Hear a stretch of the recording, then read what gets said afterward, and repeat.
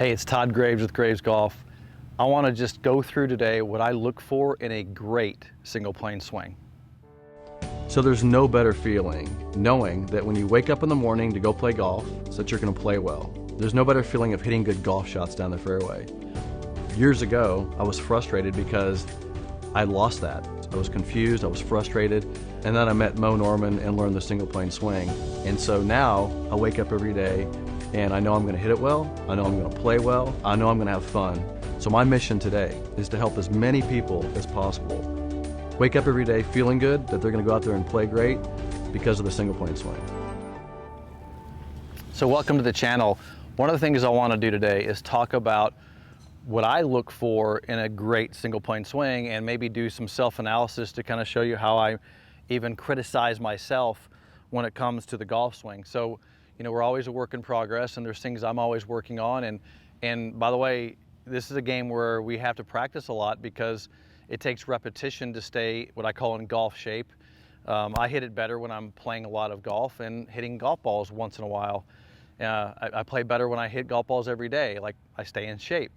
So one of the things I thought would be kind of fun to do is just show you some swings and just critique myself a little bit and walk you through the stuff that I might want to spend some time on and what I kind of try to perfect in my own swing.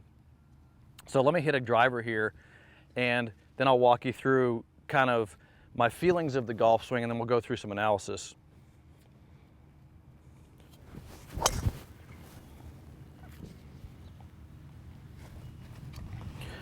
And one of the things that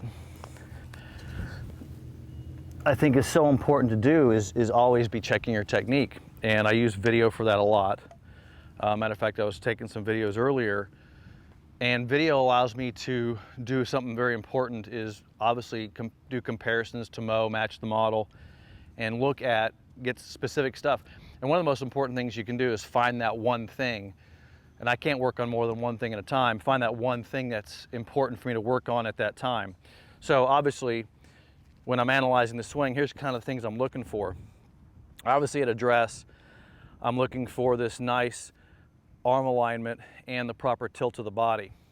So lead arm alignment from this angle. Now, if the camera was back there, you're gonna see a trail arm alignment with the club. So the club is lining up with the trail arm. One of the things that I always look for, is the lead arm being visible above the trail arm from that angle. Now, why is that?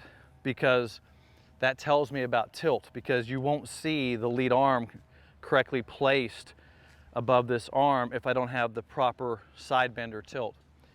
So that's an important part of this address position. And believe it or not, my grip, how I hold the club, is a function of my tilted address. So I don't really check my grip out. I never look at my grip before I look at my address, because the grip is actually an easy thing to figure out once you have your body position correct. What I see most people make the mistake is they're trying to get their grip, they're working their body position around their grip. And I think that's very, very backwards. So in a good single plane swing, I'm looking for the position of the body, the lead arm alignment, and then the trail hand. Because of the tilt, the trail hand comes nicely underneath, and that sets my hand in a very neutral position, square position to the target. So I'm really squaring up the back of this hand based on my tilt, and that's exactly how I would hit something. So I've talked about that before. So now let's go through the swing a little bit. Here I am at address. I like the club placed somewhat behind the ball, beneath my nose, so I get this nice alignment of the club to the body. And then in the backswing, I'm looking for this leverage angle. So as I go back, I want everything to go back together. This just becomes an extension of the arm. And then I fold up to the top, and I look for this nice leverage angle at the top. So that's the next thing I look for, is how am I getting to the leverage angle at the top? Now, one of the things I think is fun to discuss here is when I'm hitting that position, what I call position one, it's very similar to if I was just turning the body all together. So somebody asked me the question, how do you start the backswing? Well, it's starting from this alignment of the lead arm. It's starting from the left side, and the left side is turning it back. Now, here's what's interesting about when I measured this, because as you know, I measure a lot of this stuff biomechanically. And if you measured this position right here from the address, there's 60 or 65 degrees of total upper body rotation just from the club going from here to here. And then there's only about another 30 degrees to there. So 2/3 of the rotation, almost a majority of the rotation of the backswing occurs in the first movement. So in other words, you're not just picking the club up, you're not over rotating, you're turning quite a bit in the first part, and then the second part is mostly what I call arms and shoulders. So I think that's a very important part of demonstrating how the backswing actually works. So that's the next thing I check. And then from the top, I want to see the transition into the lead knee. Now, the question is, how is that happening? Like, how are you moving from this side of your body to that side? People call that weight shift. I don't like calling it weight shift. What I like to see is the backswing is braced against the inside of this leg, and now you push yourself over. So you're pushing lower body first. So you're stabilizing here, and then you push first. So I look for that into that knee. Now, that sets my downswing. Mo called it vertical drop, call it what you want. The club comes down, the hands come down the line. So I look for my hands to come down the plane line. That's my kind of analysis to, if my hands are coming down the line, then obviously I'm not over the top, I'm coming down the plane. I want to see the club slightly beneath the line. So then, from the down the line movement of the club, then I want to see, I get into this hitting position and then I return to impact. So obviously the club's under the line here, into impact. But here's the thing, I want to see this knee. Once I set the knee, I don't want to move it because I want the body turning, I want my upper body turning, but I don't want this stability. I don't want to change my spacing from the ball. I don't want to jump out of it. I don't want to change my shaft angle. I want to stay in the same angle. So setting into that knee is an important part of delivery of the club. So you're going to see now that when I come down, I'm delivering the club around this knee. Well, that's setting my lower body, so my pelvis then gets set. That's a huge part of it, because you see a lot of people change their angle of approach because they're standing up. And that's why I recommend the trail foot being down. So now you're going to see me do the same motion into the knee. I want the trail foot on the ground because that's setting my pelvis position. I don't want to change my pelvis position by lifting this foot. I don't want to give myself that opportunity. So I look for that. And then, interesting enough, I look for the finish because I want to get through the golf ball, so I look for the shoulder to finish. I never want to see this right elbow behind me on the finish. So in other words, notice how the elbow is still in front of me. It's still on this side of my body. I always want to see that because that shows me that I've released the arms and I haven't overturned or over-rotated. See, that is a big problem too. So again, let's kind of go through it again. Proper address, leverage the backswing, stabilize the downswing, release the club.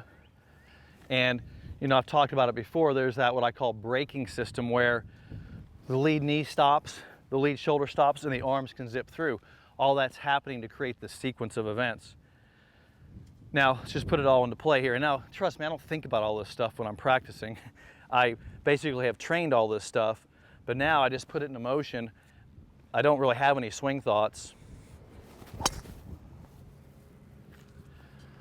One of the keys, though, for me is always hitting into that flex lead knee. So I'm always hitting into that flex lead knee. The more stable I feel, the faster I can move my arms. That's a big deal for me. So again, address positions are a really big deal. Leveraging the top of the backswing and just swinging around that lead knee.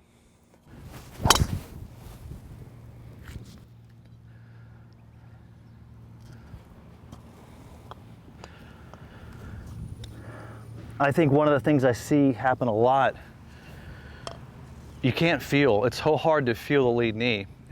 People swing and they're like, hey, what happened. And so what I do is I use video. I always want to have some kind of feedback tool that's indicating if I'm actually doing what I think I'm doing. One of the things that I'm kind of working on is really staying more down into my heels a little bit. I have some tendencies to get into my toes. And so somebody asked me the other day, you know, I hit one off the toe on the channel. And I did that because what happens, and here's what's interesting about, I'll answer that because I think it's a good question. When you hit it off the toe, the shaft has steepened and it changes your spacing. So somehow that's happened to the club in the downswing.